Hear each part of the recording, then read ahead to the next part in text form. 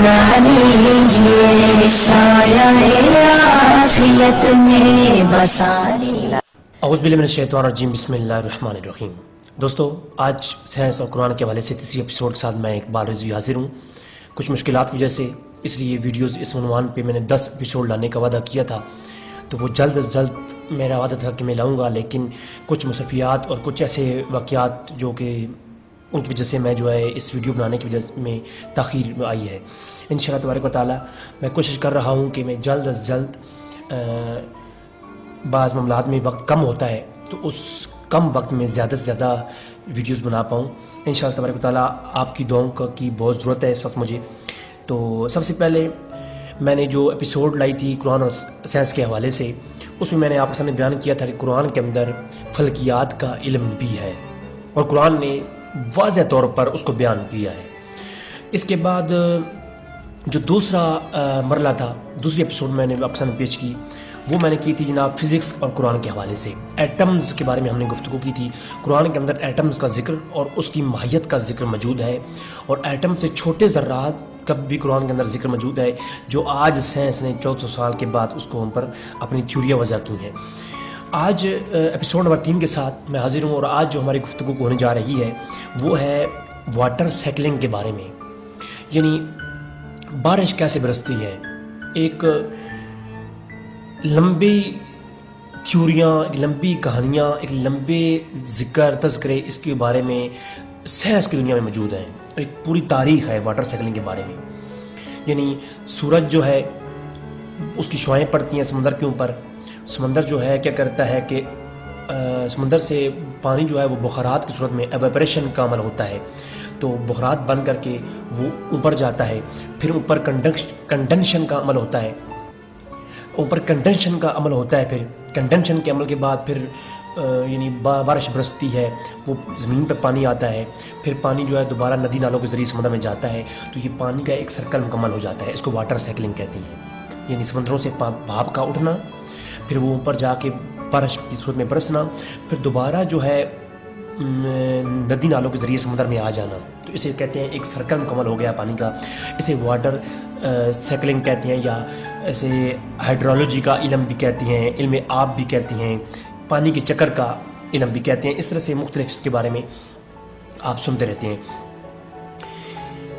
700 صدی عیسوی سے پہلے یا اس دور کے اندر، جیسا کہ تھائیلس کا نظریہ آپ کے سامنے آتا ہے، یا دیگر نظریے مسٹر برڈز کا نظریہ سامنے آتا ہے، وہ لوگوں کا نظریہ یہ تھا اس بارے میں۔ پرانے نظریوں میں ان حضرات کے، مسٹر تھائیلس کے اور ان حضرات کے نظریے سامنے ہیں، اور خاص کر زیر زمین جو پانی ہے اس کے اوپر بڑی بحث ہے، اور آج ہماری گفتگو کا جو اصل موضوع ہے وہ زیر زمین پانی ہی کی متعلق ہے، کہ جو زمین کے اندر پانی ہم پینے کے لیے استعمال کرتے ہیں، نلکوں کے ذریعے، بورنگ کے ذریعے ہم نکالتے ہیں، یہ پانی کہاں سے آتا ہے۔ اس کے اوپر مختلف قسم کی تھیوریاں وضع کی گئیں، اور مسٹر تھائیلس کا جو نظریہ ہے وہ بھی آپ کے سامنے اسے آپ لوگ پڑھتے ہیں، ابھی بھی تھیوری میں موجود ہے لیکن رد شدہ تھیوری ہے۔ اس کے علاوہ 1580 یعنی 1600 عیسوی صدی کے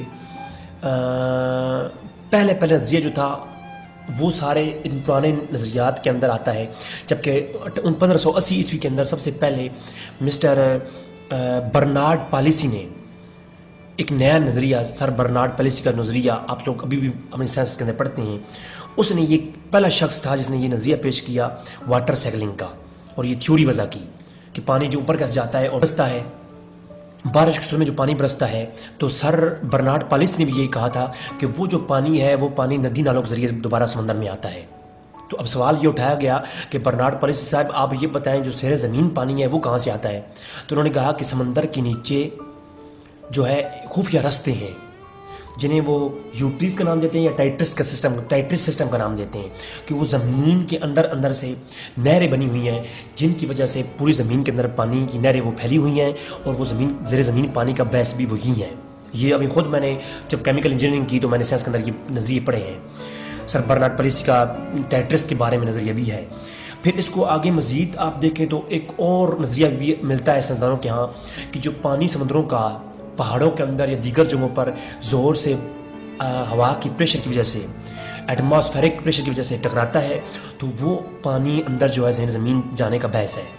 مختلف نظریات پیش کیے گئے، جبکہ قرآن نے جو نظریہ پیش کیا وہ تمام تر تھیوریوں کو رد کر دینے والا ہے، اور اپنی ایک تھیوری جو قرآن نے 1400 سال قبل یہ واٹر سائیکلنگ اور خاص کر زیر زمین پانی کے متعلق پیش کی، اس پر اتنی آیات کریمہ ہے کہ کئی گھنٹوں گفتگو یہ بندہ فقیر، ایک ناقص علم رکھنے والا شخص جو ہے کر سکتا ہے، تو پھر ایک عالم دین یا دیگر جو علماء اور سائنٹسٹ اس پہ کام کریں تو پھر کتنا لمبا کام ہوگا۔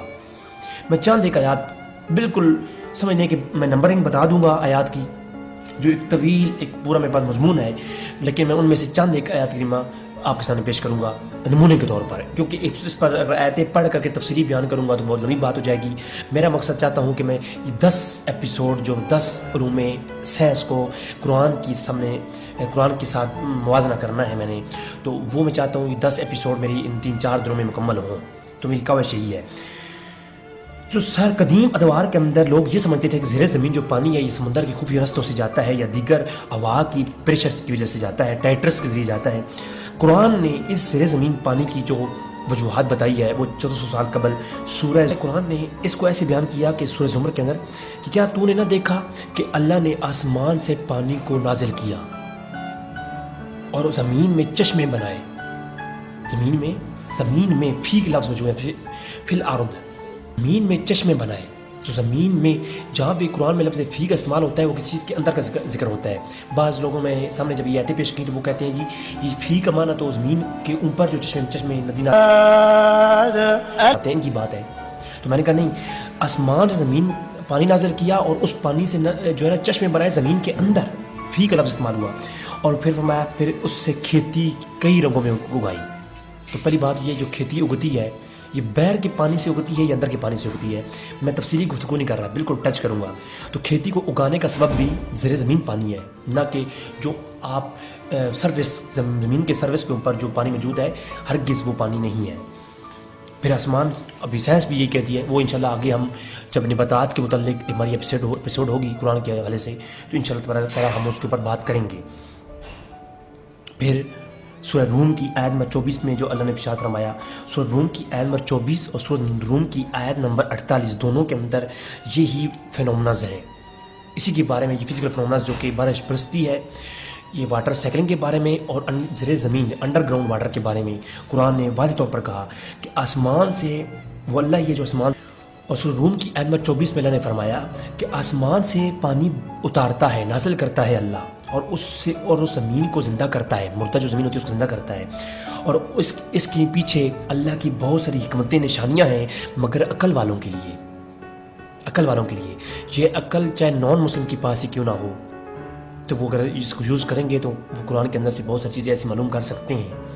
اس کی فنومناز ومن آياته يريكم البرق خوفا وطمعا وينزل من السماء ماء فيحيي به الأرض بعد موتها کر سکتے ہیں، اور اسی کو سورہ روم کی آیت نمبر 48 کے اندر اللہ فرماتا ہے اور ہواؤں کو اللہ نے بھیجا۔ یہ ہواؤں کا ذکر اللہ نے سورہ حجر کے اندر بھی کیا، انشاءاللہ وہ آگے میں بیان کرتا ہوں۔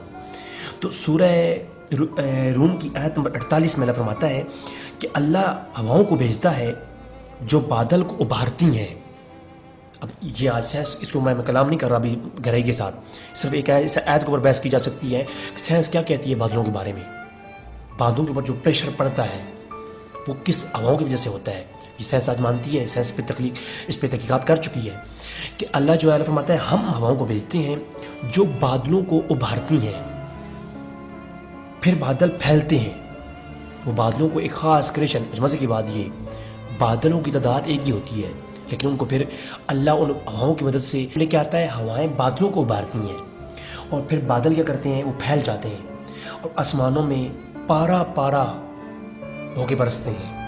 اللہ فرماتا ہے ہم نے بادلوں کو ابھارا اور وہ پارا پارا ہو کے جہاں ہم نے چاہا وہاں وہ برستے ہیں۔ اور پھر اللہ نے یہاں پر فرمایا کہ جب بارش برستی ہے جہاں اللہ چاہتا ہے وہاں برستی ہے، ہر جگہ نہیں کہ وہ بادلوں کا فنومنا ہر جگہ پہ ہو، جب اللہ چاہتا ہے، اور وہ بندے اسے دیکھ کر خوشیاں مناتے ہیں۔ اور پھر رنگی بات یہ ہے اللہ فرماتا ہے کہ ہم آسمانوں میں بارش برساتے ہیں، تو لفظ ایک کا استعمال کیا، Rains down rain from the sky in measured amounts, and we revive thereby a dead land. Thus will you be brought forth.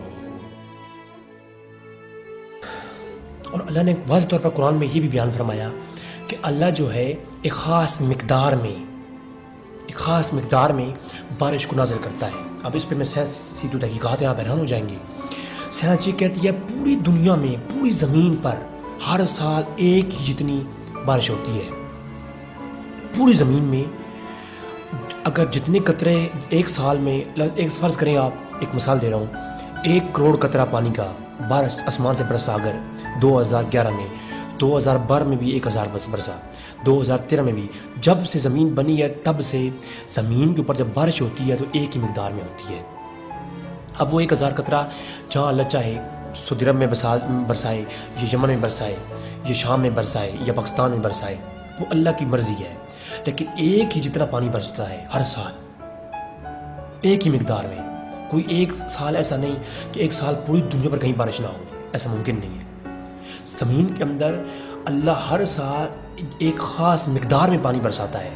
اب سائنس کہتی ہے اگر ایک سال بارش نہ ہو، یا ایک سال ایسا ہو جس دن ایک قطرہ فالتو پانی بارش کا گرے زمین پر، ایک قطرہ، 2 نہیں، ایک قطرہ اگر پانی کا زیادہ زمین پر گرے یا ایک قطرہ کم گرے تو زمین کا بیلنس جو ہے، یہ بیلنس جو ابھی ایک خاص بیلنس میں زمین گھوم رہی ہے، پہلی ایپیسوڈ کے اندر میں بیان کر چکا اسٹرانومی کے تحت قرآن کریم سے بھی، تو وہ جو ہے زمین کا بیلنس بگڑ جائے، یہ ایک ایکویلبریم نہ رہے، تو جو ایک بیلنس ہے زمین کا یہ نہ رہے، یہ ضائع ہو جائے اور زمین تھتھرانے لگ جائے.